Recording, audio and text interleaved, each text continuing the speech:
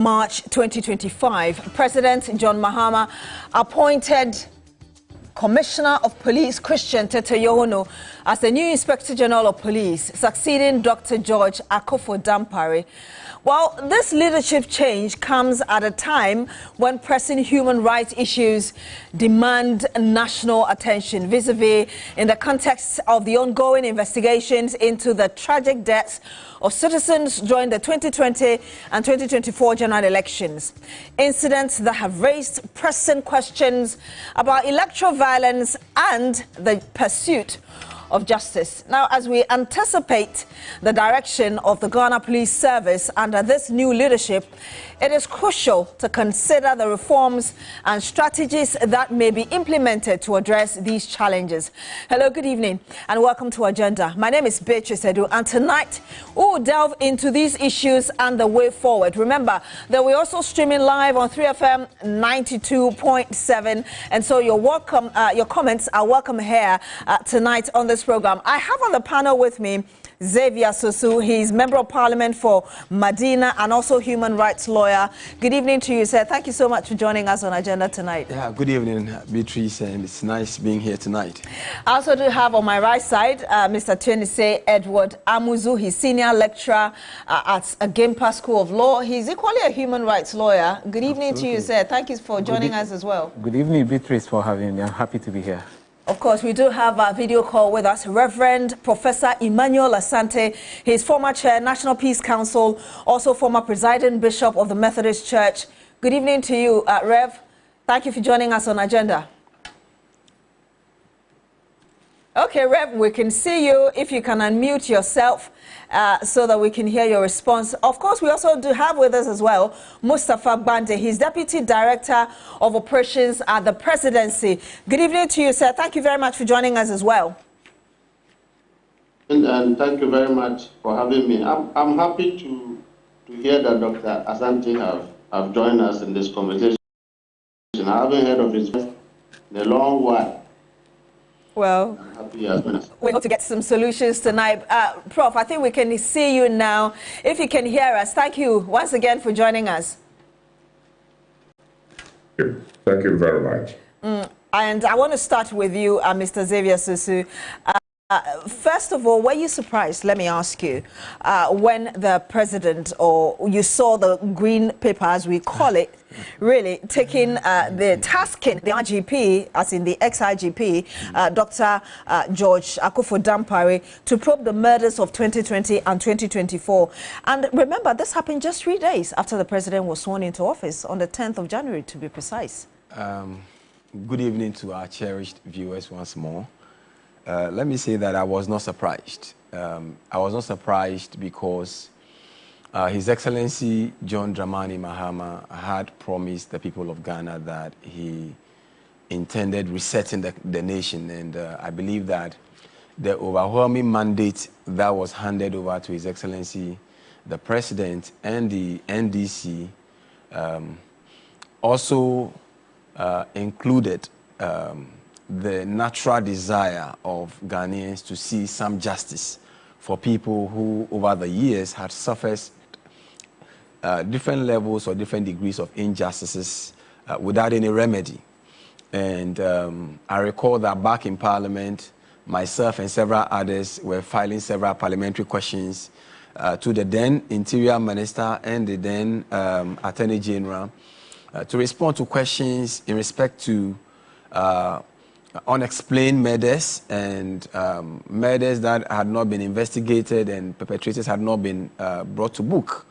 And so I wasn't surprised that once His Excellency John Dramani Mahama took over, he needed to take some urgent actions in respect of those murders and electoral violence. And the truth of the matter is that there were several people. We were dealing with several clients, because, I'm also actively practicing. Several clients who were seeking justice and never had justice, but based on that instruction, several people came back to us. Some were even police officers who were violated, who suffered gunshots and so on and so forth. Violated by who?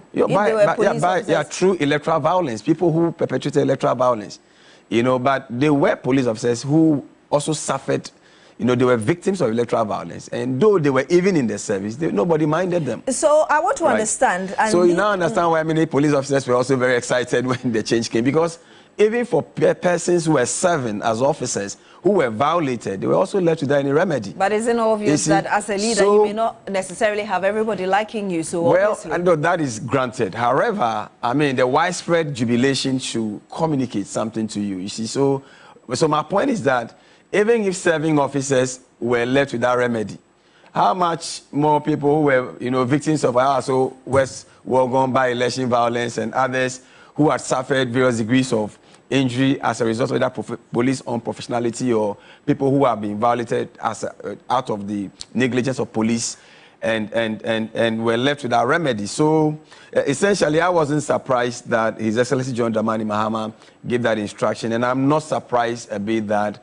now the IGP has been relieved of his duties. So before you even go on there, and these are your preliminary comments, I want to believe that the reason the president decided to task him just 3 days after he was sworn into office was because he wanted to see change. He wanted justice to be given those who had suffered in 2020 and 2024. But we didn't get to see what work Dr. Dampare did, and before we knew it, less than 3 months, he was already booted out. Well, I mean, isn't it obvious that he failed on that also? You see, having failed over the period, obviously 3 months would not give you any extra room to do any comprehensive investigation into those murders, right? And into those issues that people have been calling for action over the period. So clearly, I think that it was a good exams that His Excellency John Dramani Mahama gave Dr. Dampare, and he failed on that exam. Just because we knew that he had already failed, but it was important that he give him some chances to redeem his image. I mean, my colleague Tennessee is on the panel today, and he is a lecturer, and you know how sometimes they set the students up. If you're a student who were not a good student, the examination will definitely expose you. So if you have over the years been a social media IGP, or you are being an IGP that have taken. Is that a fair way? Is that a fair way to describe this? Because people who love him think that he was a great communicator. He had really branded the police. He brought a lot of the police to the doorsteps of people through the use of social media, the police TV, and he did some great stuff in that direction. But the real actions that are needed to keep the service going were missing. For example, the last known official report on crimes in Ghana. And if you could be wrapping up for us so the others can have a bite on their preliminary comments. 2016. The whole, from 2021 all the way to date, even if you are checking the official crime statistics, you won't find them. But Mr. So if I hear your argument, you've concluded that Dr. Dampare was replaced because he failed woefully. I think I think that his regime had a lot of, he has good sides, he had bad sides. I think that when it comes to keeping eye on his human right profile under his watch, you look at the Afrobarometer survey, you look at the reality on the ground. I have tons of reports that I can refer to here. I think that he failed on upholding human rights and defending people as is required by law for him to do. And I'll be getting the bite of Mr. Amuzu very shortly, as well as Reverend Professor Emmanuel Asante. But I want to get really as well the thought of Mustafa Bande, who is Deputy Director of Operations at the Presidency. Mr. Bande, if you can hear us, I mean, you are in the office of the President. Are you able to tell us really what might have informed the President to change the IGP just less than 3 months after he tasked him to look into a very important issue that the President talked about even ahead of the polls? Well, thank you very much, and good evening to my other colleagues on the other side. I think that basically the reasons for which the government is changed resides in the minds of the public, and that power is vested in the President.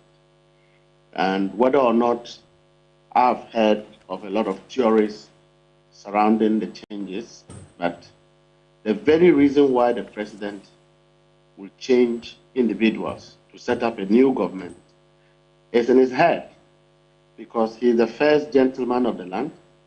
He is the commander-in-chief of the Ghana Armed Forces. He takes ultimate responsibility of every public officer discharging duties on behalf of the people of Ghana. And so he recites to Mr. Bande, okay. Can you hear me? Yes, go ahead, please.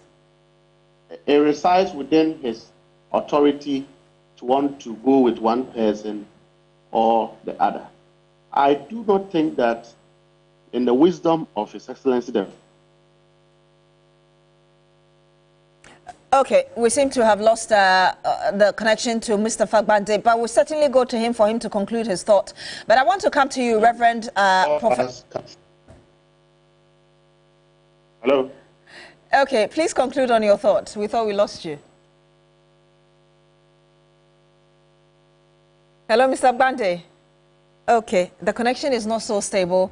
Or try and get back to him so he's able to conclude on his thought. But I'm coming to you, Reverend Professor Emmanuel Asante. You've been with the Peace Council, before, having chaired that council. Of course, a very important member of the Methodist Church as well, that position you occupied.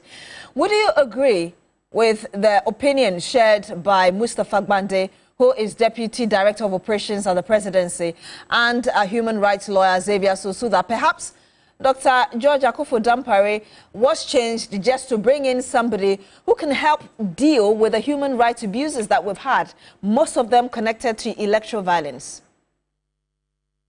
Thank you very much. I think that my concern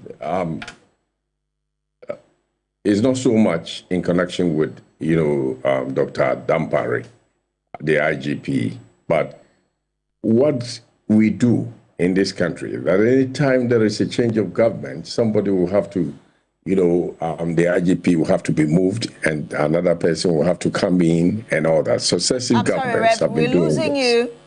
We can see you, but we can't hear you. I'm saying that, can you hear me now? Okay, please go ahead. Can you hear me? Yes. Can you hear me now? Yes, Rev, please go ahead. Yes, I'm saying that my concern is not so much with what has happened to Dr. Dampare, but it has to do with, the fact that anytime there is a change of government, we must find ways and means of changing the IGP for some reason. It raises issues of professionalism and indeed the issue of independence of the police institution, especially in respect of the headship. In a context where every head has his detractors and also those who support him, one would have thought that when such a thing happened, the person's unprofessionalism will be discussed. The public has a right to know why the changes have taken place. But simply sitting back and saying that, certain things were going on, how many people know what was going on? As far as a lot of people in this country were concerned, some people think that Dampare was doing very well. Others may have their own, ideas about the whole thing. As far as I'm concerned, any change that should come, I'm not saying that the president doesn't have the right to do that. He has the right to do so. But I think it is important that we safeguard this institution. Tenure of office is what a lot of people are talking about. And I would think that it is about time we begin to look at that. So that when people are appointed, we appoint them with a tenure of office, 4 years, 5 years, 6 years. Within that period, if they do something unprofessional, then the person will be removed and the public would then know why that person is being removed. Rather than, we heard rumors before this dismissal, whatever you call it. We heard rumors in this country that Dampare is going to be changed with the change of government and all that. A lot of people were saying this. Some people were saying that's not the case, and it has happened. So as far as I'm concerned, I think it is important that we address this issue and ensure that people in such positions are given tenure of office rather than, somebody coming. Any government that comes. Right now that we have changed and we have put in another person, I don't know how many years he's going to be there. I know he's a professional. I know the current IGP very well as a professional, somebody who has what it takes and all that. But I'm talking about if another government comes right now, he is also going to be removed. And it's not helpful today. It's not helpful. So if I hear your submission, Rev, you're basically saying that our problem is rooted in the fact that we love to change people because a new government has come to power. So would you support the argument of touching this very provision, in our constitution? Mind you, that the president has already set up a committee. Yes, as far as I'm concerned. As far as you're concerned, you want this I'm saying that, people in such positions should be given tenure of office. If they have to be changed within that tenure, if they have to be changed, it should be based on unprofessional attitude that the public has a right to know, rather than, government coming. Because what is going to happen is that if you put me there, I owe it to you. Do your bidding. And it doesn't help the profession.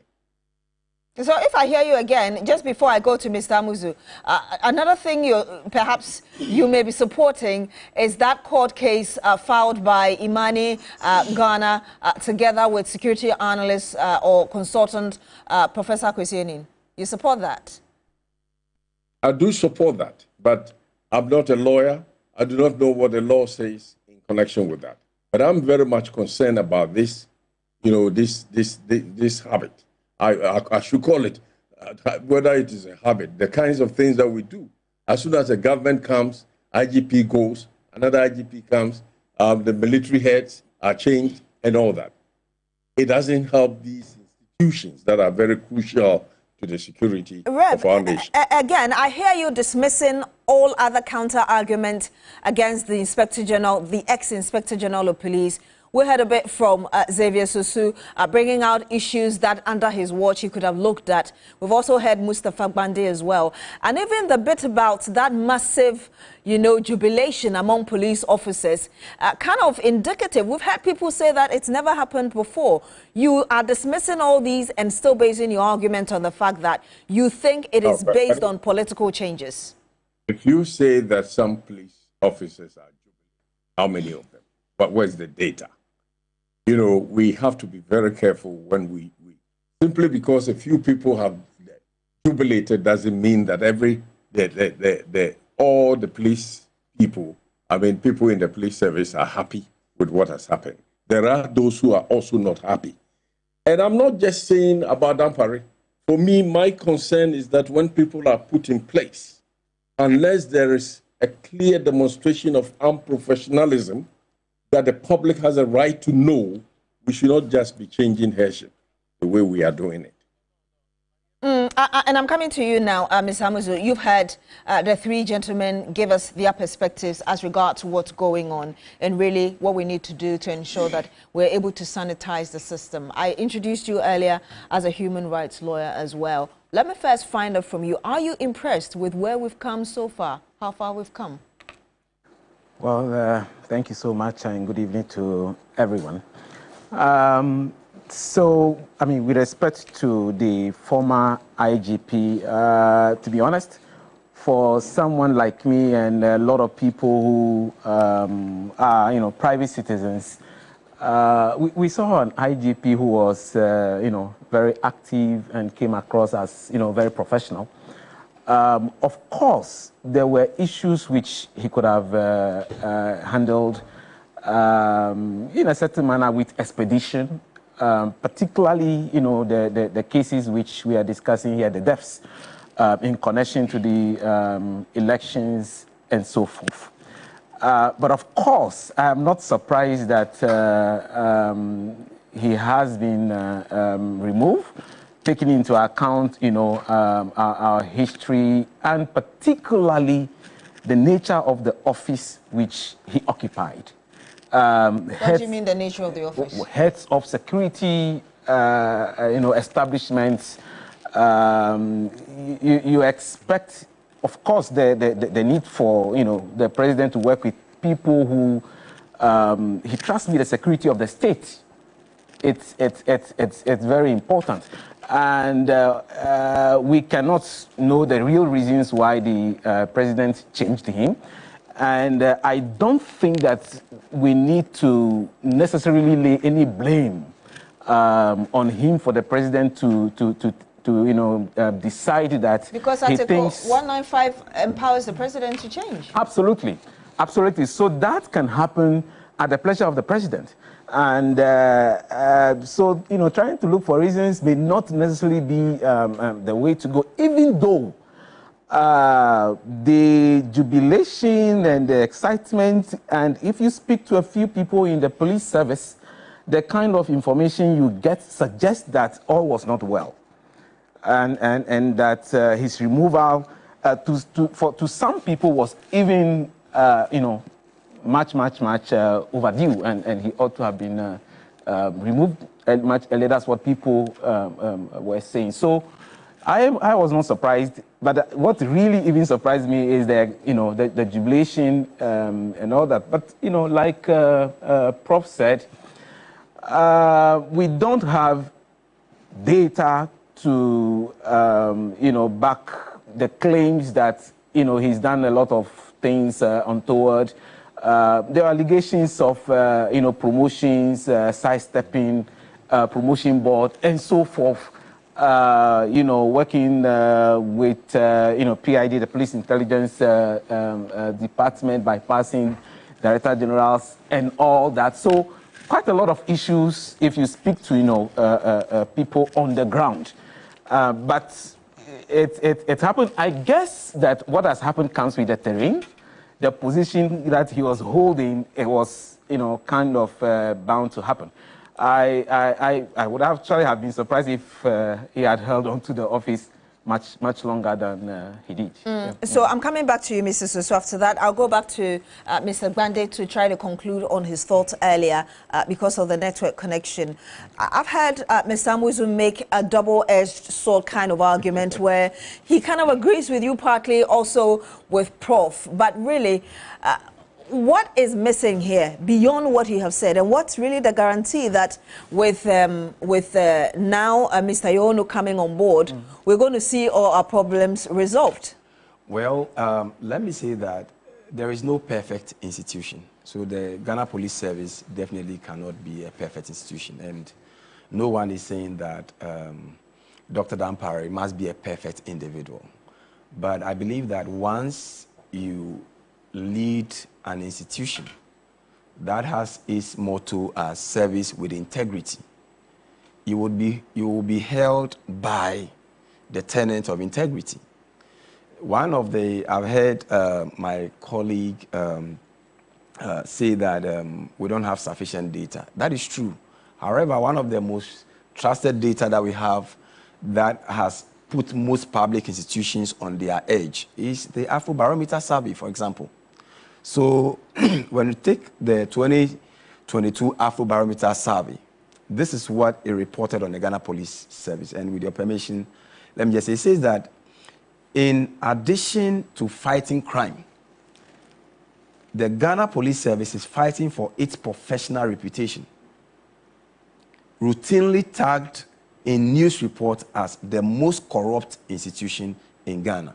And this has been reported by the Ghana News Agency 2022, the Ghana Page 2022, City News Room 2022, and several other news portals. Before you continue, you understand that this very allegation against the police service has been there. I mean, the police has been topping over a period of time, even before Dampare came. And in 2024, it is his regime that is under scrutiny.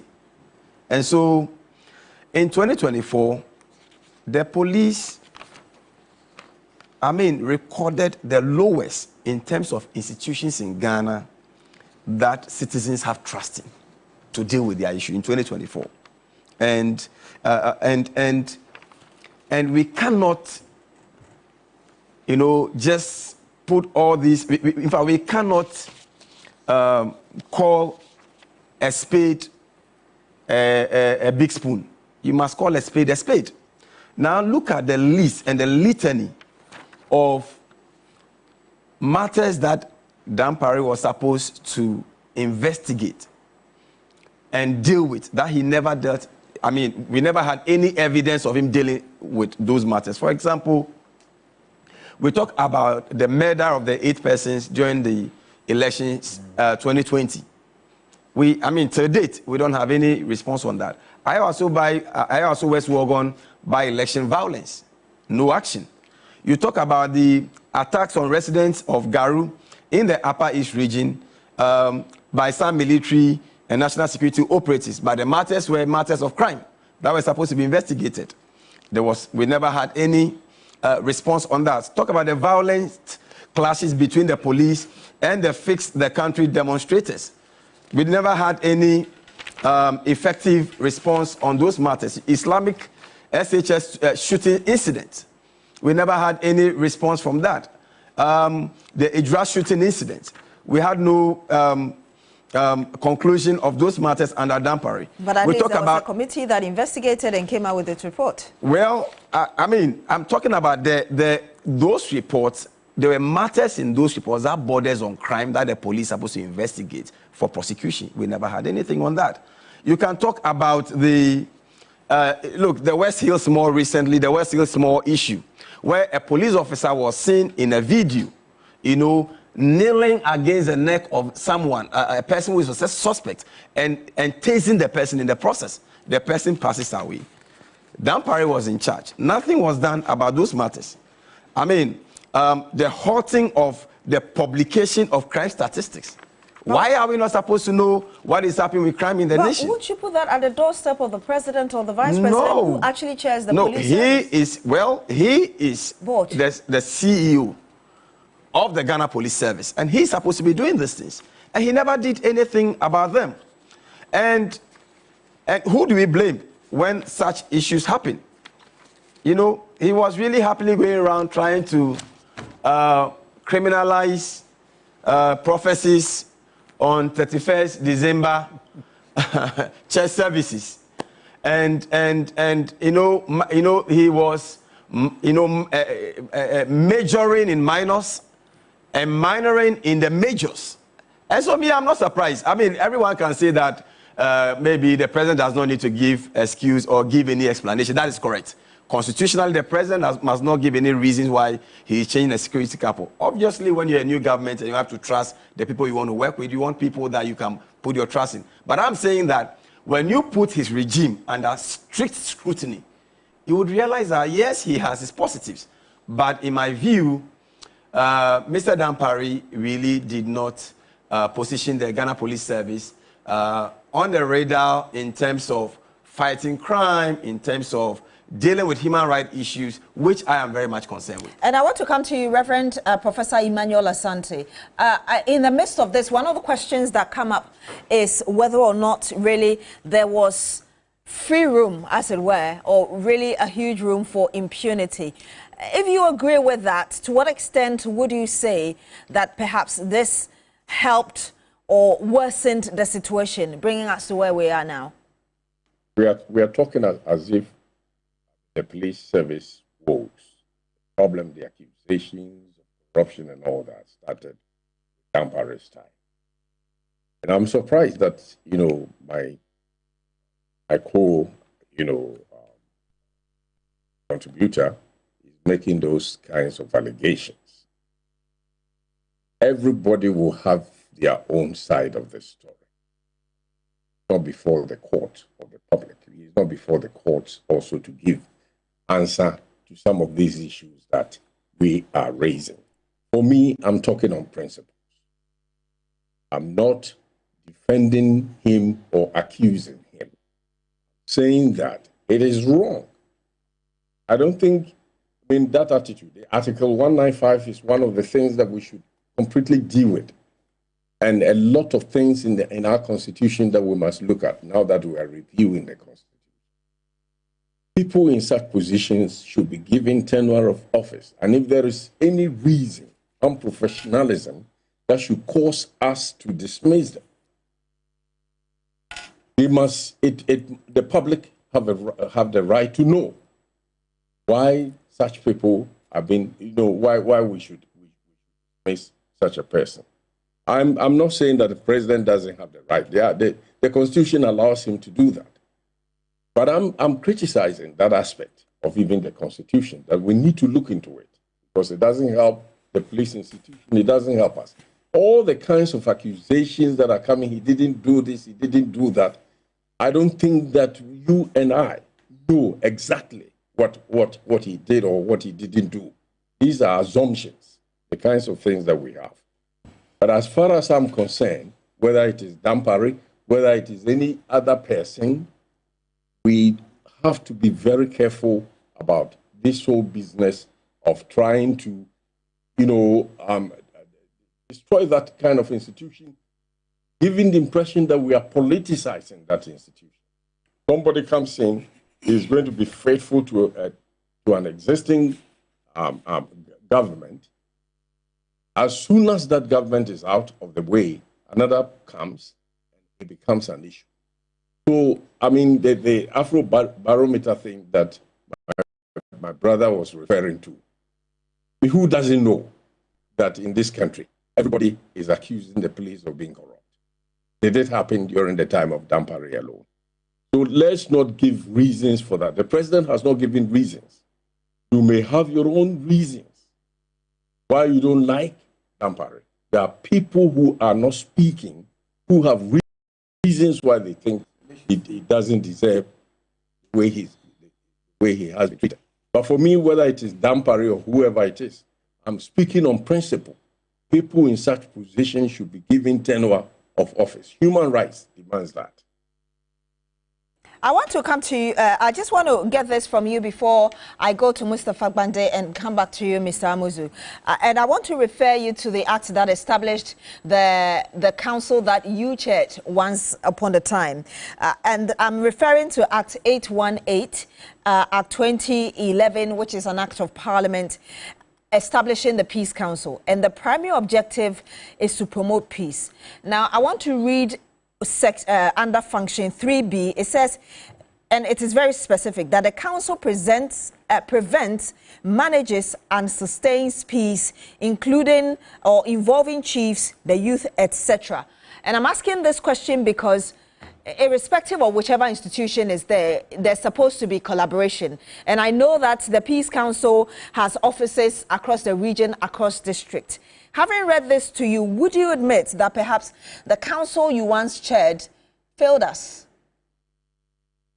What has the council got to do with these matters? The council, Peace Council, as I knew, even during my time, we had meetings with the police, had meetings with all these institutions, discussing matters that will promote peace in the country. The current one, they have been doing that. You can call them, and they will tell you what they have been doing. So the idea that that council has failed doesn't come in here at all. We are talking about the IGP. We are talking about the change of people in such institutions anytime there is change of government. Let's deal with that.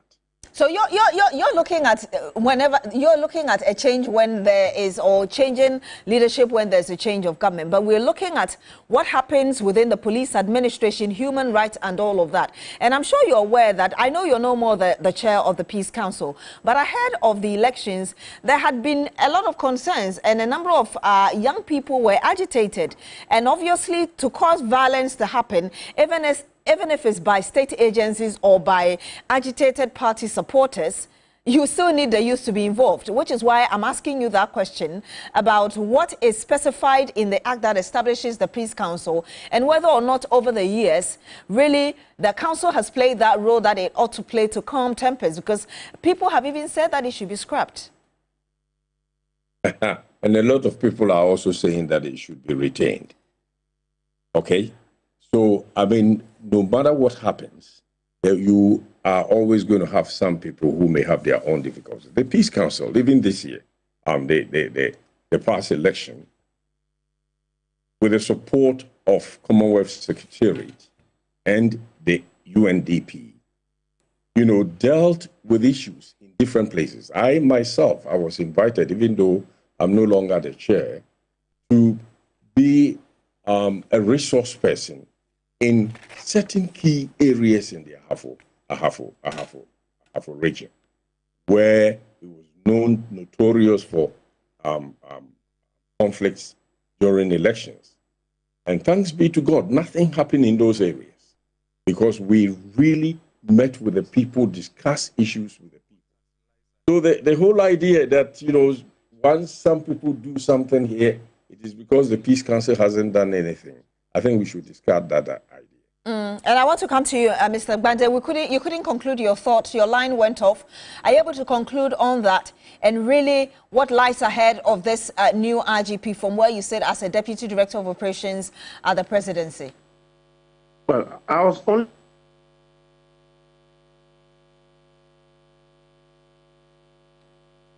Okay, it looks like your line has frozen again. He's saying that each and every...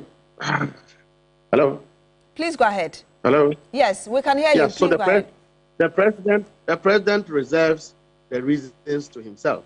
The focus of the government and the president is to ensure that we have a police institution that is professional, a police institution that guarantees each and everyone's freedom, a police institution that is robust enough to fight crime, a police that is able to help bring people to justice. I do not know a criminal, but I certainly know how a crime looks like. And the government and the president's commitment is to see that those who are not supposed to commit crimes do not commit those crimes. Whether or not one IGP have done well, the other is yet to do well. That is not the reason why the president will make a change. I'm tempted to deassociate from other beliefs that seems to judge or criticize the outgoing or the incoming IGP. For me, sitting here, the most important thing is that we should have a police institution that will help fight crime and restore public confidence. The issue of whether or not we should give a tenure to public institutions, for me, on that principle is inconsistent because similar calls were not made in the previous government. Even when Dr. Santi was the chairman of Peace Council, he never made those calls. So what have changed now? The rules are the same. When President Akufo-Addo became president, he changed security chiefs. I'm realizing that Reverend Asante is trying to interject, but Rev, your mic is actually off. And say that tenure of office should be given to people in such positions. So if you say we didn't do that, this kind of argument doesn't hold. That advocacy is inconsistent. Dr. Asante lost his voice several years ago. I'm very surprised that the voice have resurrected again, but I pray that it is consistent enough to advocate for changes that will inure to the Dr. Asante never lost his voice. Dr. Asante never lost his voice. If you have followed Dr. Asante, he never lost his voice anywhere at any time. But so in my opinion and my estimation, Dr. Asante lost his voice several years ago. And that's your opinion. Dr. Asante never lost his voice. And let me say this. If you have an institution where the president, who is the commander-in-chief of the Ghana Armed Forces, cannot guarantee loyalty of service heads to help him build a nation or to help him, achieve his vision, you would not advocate for that president to maintain such heads. And so for me, once some power was handed over to the president, in whose responsibility it is to protect the life of every citizen, that would not have a situation where a sitting member of parliament, one cold night, someone goes to his bedroom and kills him. Several years to come, we have not yet been able to investigate that matter. A young lady at Temaport, working at Gapua, cold blood, he was murdered. And so we should have an institution that guarantees the lives, the freedom of all Ghanaians, and that is the focus of the president. I think that Dampare has served. He served his country. We have a new IGP who has been sworn in. We'll expect and wish him well Ghanaians should help him to succeed, because you see, crimes do not know political color. It doesn't know anybody's length and breadth. All it is that we must pray to have a country that is crime-free, to have a country where there's no impunity and injustice. We should have a police force that is excited, a police force that is committed to their nation, a police force that believes that they must fight, and it's a responsibility to help the government achieve that objective of a crime-free state. And that is where the president's reasoning and belief is. And I want us to move forward as regards really how we can bring or ensure that we see the kind of changes that we want to see within the police service. But before I do that, a number of you have sent your comments to us. One of them is actually a question to you as well, Mr. Susu. So I'll just read some of them. I will not be able to read all of that, but I'll read some of them to us. Evergreen says this is a hypocrite. So that's just in response to Reverend doesn't necessarily agree with what the former chair of the Peace Council is saying. Raymond Havim also has the same view. Again, there is Kelly. A number of you are talking about the view of Professor Emmanuel Asante. There's also Bruce who says, I will have to move on from that. There is one who says, when NDC is in power, then you see these people, still responds to Reverend Emmanuel Asante. And then I think Dampare was an attention seeker. That's coming from Tete Zuta. He sidelined all the regional police officers. There's also saying, Emmanuel Odonko, thank you, lawyer. He failed simply.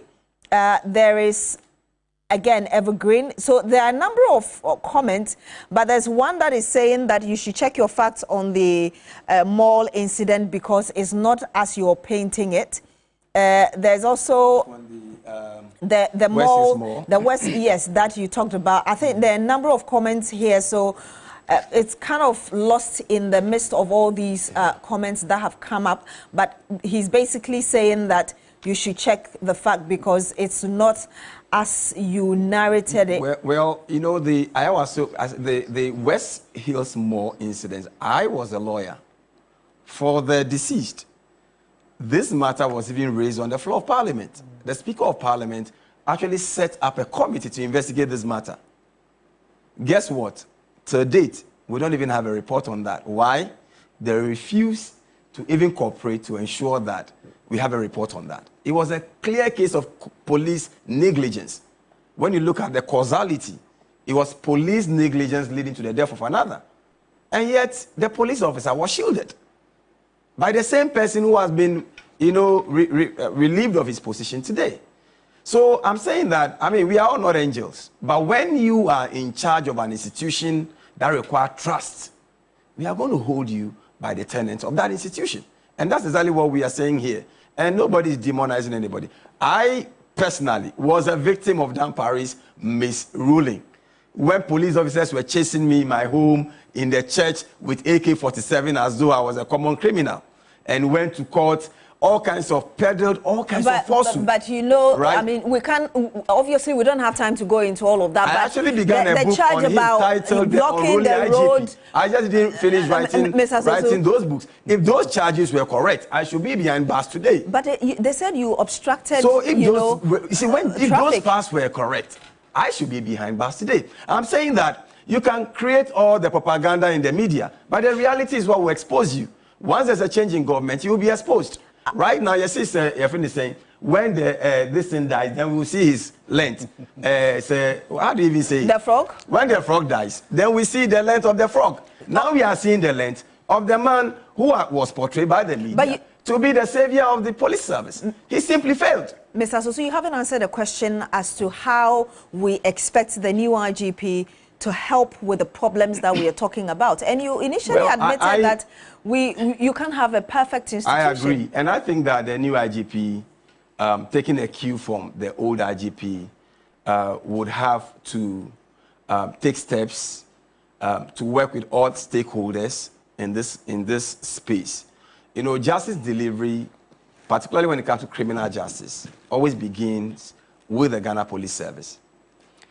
When complainants come to make complaint, what capacity do we have for investigators in investigating those matters? Have we really tooled the investigative department well, such that they can investigate well? I believe that these are some of the fundamental issues. That is the reason why we are where we are. Because don't forget that even the Shraj report on the Ayawaso West Wagon incident, one of the things that Emil Short stated in that report was that we needed to better equip the police service. That is my point. You see, so as the head of the Ghana Police Service, you should be interested in how much investment is done in investigators, for example. Can we begin to do forensic evidence? These things, when we begin to do them, is what will help us quickly uncover crimes. Beyond that, what kind of capacity are we building for the Ghana Police Service? Do we have a human rights approach to policing? Do we have modern approaches to policing? Do we have, these are the things that the police service, the new head, must be concerned with. In terms of building capacity for the Ghana Police Service, I believe that it is important that we must begin to even review the curriculum for, for the training of police officers. We must review the entire training institution of the Ghana Police Service. We must review, I also believe that we need an independent police council eventually, so that promotions within the Ghana Police Service are not based on the whims and caprices of individuals. In other jurisdictions, there is a council that looks at the work people have done and simply recommend them for promotion, so that people will not sit on your promotion only because you ask too many questions in the service. And when you are giving wrong instructions and you refuse to take on those instructions, then you become a victim of the same system. So I believe that there's a lot to be done to lift up the image of the Ghana Police Service. And I really look forward to this new IGP to respond to some of these challenges so we can have a better police service for the people of Ghana. I want to get your thoughts on how you think we can move forward, and then I'll get the final thought of Reverend Emmanuel Asante as well, beyond the term limits that he talks about. Great, thanks. So one of the things that I think the new IGP can do will be to look at a particular, unit or department in the police service called the PPSB. So in terms of professionalism, we want a very professional, police force, police service, which will relate to the public, perform the job they are supposed to perform appropriately. If things go wrong as far as the public is concerned, the department that we're supposed to go to is the Police Professional Standards Bureau. I had worked in some environments where, attention was given to that, bureau and capacity built and all that. My understanding is that things have gone down a little bit, so I will expect the new IGP to pay some attention to that. Secondly, we've had a lot of, stories around what the former IGP did or didn't do. I think part of the problem is carrying the public along. So the Public Affairs Department of the Police Service, PAD, also has to be, up and doing.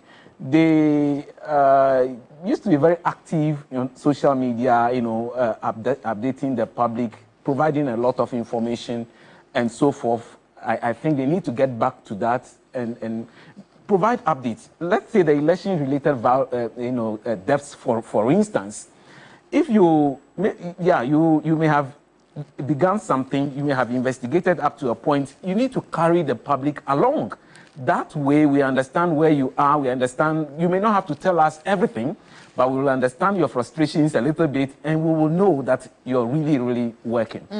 The last thing which I want to say, I know you may not have time, which is in connection with the election-related deaths. I think that there has to be an important discussions on how those deaths occur.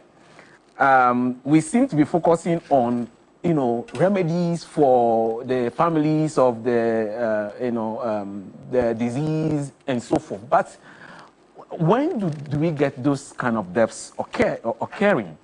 The Electoral Commission has to be interested in reviewing our collation processes. Our collation centers, to some extent, are like death or execution chambers. We begin elections well. We start in the morning, voting goes well. counting goes And at then the polling stations well. At the time of collation, then all kinds of things happen, and people, you know, we experience deaths and so forth. So please wrap up for us so I can get the final words of the others. So the important point for me is that that whole system has to be reviewed. We need to find a way to make the best of our, you know, BVRs to ensure that we don't have the kind of collation system we have now going into election 2028. Let me get your final thought in like a minute, Rev. Beyond the term limits you're prescribing for the Inspector General of Police, how else do you expect this new person to ensure that we have the police service that we are all proud of? Well, I think that the police must be the friend of the public. And our speaker has already made mention of that, carrying the public along. You know, going to the police, even to proffer information, to give information, must not be a dread. They must show some, you know, people must have confidence in the police to the extent that if I have information, I'm giving the information to the police, I wouldn't think that somebody is going to, you know, let the cat out of the bag for me to be attacked. I mean, the police in Britain, the British Bobby, is a friend of the public. And I think we need such professional police people. I believe that, you know, the current IGP has what it takes to be able to do that. I mean, nobody should think that what I'm... So, I'm sorry, your visual has frozen there, but let me get 30 seconds from you, Mr. Gbande. I can assume or imagine that the standards are really very high from the Office of the President for the new IGP. What would you say? Well, before I go, I think that from the comments that you read, clearly, if Dr. Professor Asante was... Mr. Gbande, just to remind you that we don't really have time. A police officer being dismissed, the public evidence would have been that the judgment on him would have been negative. Now, I think that the public expectation of the police is not as to whether or not the police is a friend of the public, but a police institution that first and foremost is able to fight crime to its conclusive end. And that is what really guarantees the fundamentals and the foundation of the police service, its ability to bring perpetrators of crime to justice. If we can achieve that, it means that there must be enough supervision, enough motivation. I have seen government upon government incentivizing and providing logistics for the police service.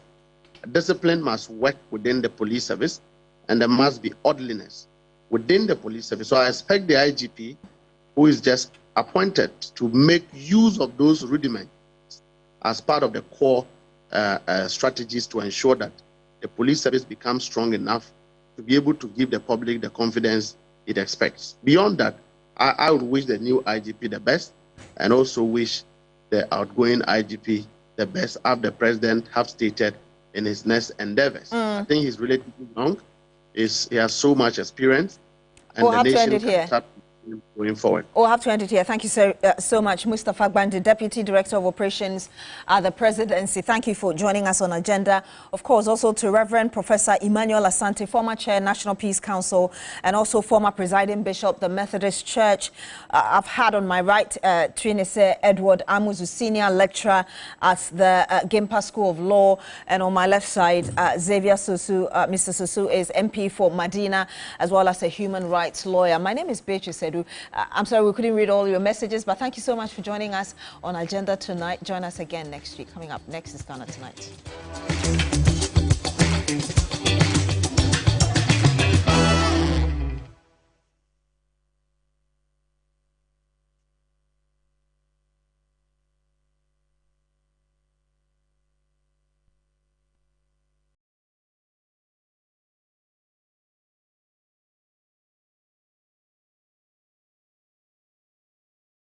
I found the love. Mirror into one pan out to me did say. Missy, divine mixture and I boost me appetite. I'm a manumatu 1 year and saying between me did you. Mirror, so soon divine mixture be and all dear see me. Saint and saying what good day a conquer. Yeah, at this time I'm into me nine. Divine mixture and a manumwa at Tuasi. Say your cocoa, Mojana Swat, and answer why I'm rewan Pambema. We hear divine mixture. Divine mixture, a yema or bar or a fichikomu. And no been a manumia, a ye may fichikomu how I'm a my fefe. I am out to and when I'm yow. Divine mixture, a money member in it, as another camu fefe. About what son I say, any berryma was son Adam. Senior divine mixture, our pharmacies, and a licensed chemical shop. Divine mixture, the Upedu to a Cal Pharmaceuticals Limited. I was 0244 422 297. Divine mixture, and your map when my friend for any more from women and 6 years a day.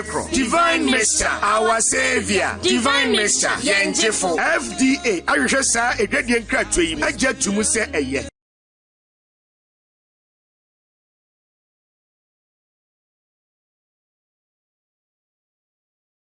On Saturday, the 22nd of March 2025, from 10 a.m., the bars will be empty, the roads will be empty, all the stadia will be empty because the whole of Accra will be congregating at the Legon City Mall for the annual celebration of the 3FM Gobe Festival 2025, the biggest and hottest Gobe Festival ever to hit the shores of Ghana. The 3FM Gobe Festival will bring all your favorite Gobe sellers to one joint. Come meet new friends, network and enjoy enough Gobe. There will be the Gobe cooking competition between amateurs and professionals, Gobe eating competition to crown the fastest and slowest Gobe eaters, Gobe jams and live music performances from top artists and DJs. Also on showcase will be various popular local delicacies from beans and its combinations like kinky and beans, kelewele, ayitpele, bambara and many more. Make a date on Saturday 22nd March at 10 a.m. at the Legon City Mall. See you there. The 3FM Gobe Festival 2025, the ultimate food experience, powered by 3FM 92.7, your urban lifestyle radio.